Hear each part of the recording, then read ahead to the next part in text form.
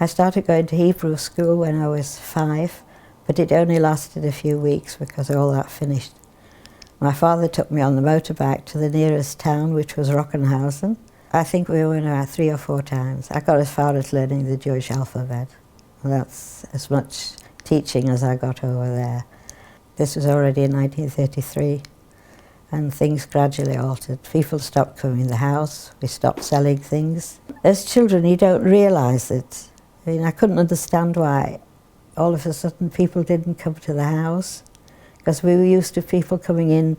We didn't sell a lot of things, but we sold washing powder, soap, loose flour, loose sugar, and that sort of commodities that people didn't have. Then another shop opened in the village, and then gradually we stopped. The travellers stopped coming, and we couldn't do much about it. And we had help in the house and help on the farm, and they gradually left. We had once a year they came and helped us do the harvest and the haymaking, but otherwise we never had any help. I can still remember as a child after the harvest, collect all the people coming in the kitchen and eating or whatever, you know. But these are just childhood memories.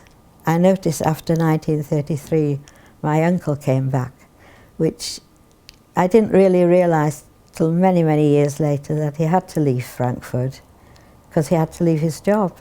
So he came back home. That was my mother's brother.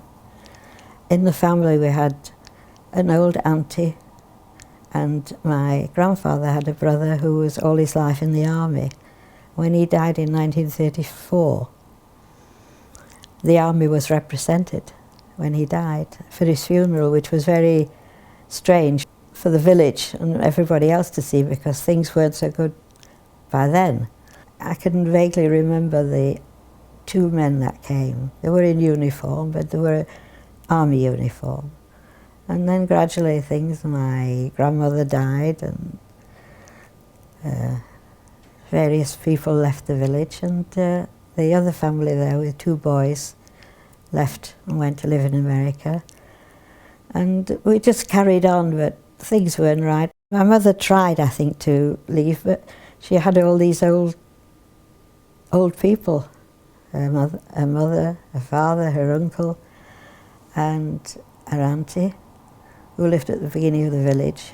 School was, the children were frightened, and there was 1 or 2 that weren't very good. After Kristallnacht, well, before Kristallnacht, they left us alone.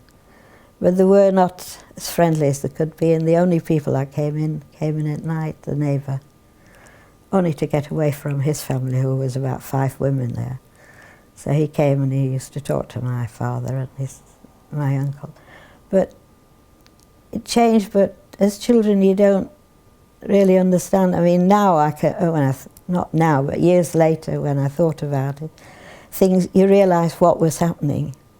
And then of course Kristallnacht was really the awakening for us. They came for my father and my uncle in the middle of the night.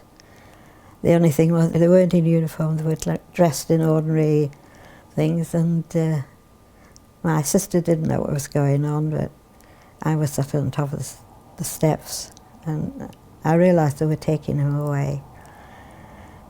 It came home to us. I mean, we knew what was happening by then. We'd had a radio and we knew things, but to see it actually happening was a big shock to all of us.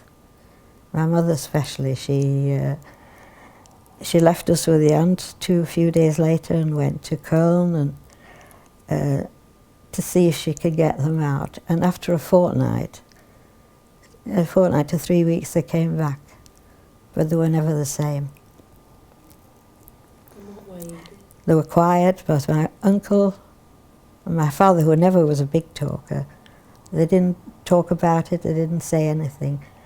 We just had to carry on with the few animals we had. We had 2 horses, and we had still part of a farm to see. So during Kristallnacht, when they came for your father and your uncle, was there any damage done to the synagogue locally? Yes, they took all the stuff out of the synagogue and burned it, but they didn't burn the synagogue because it was very near other buildings. It's since been knocked down. I mean, they knocked it down, I think, in 1972. And this is a park now.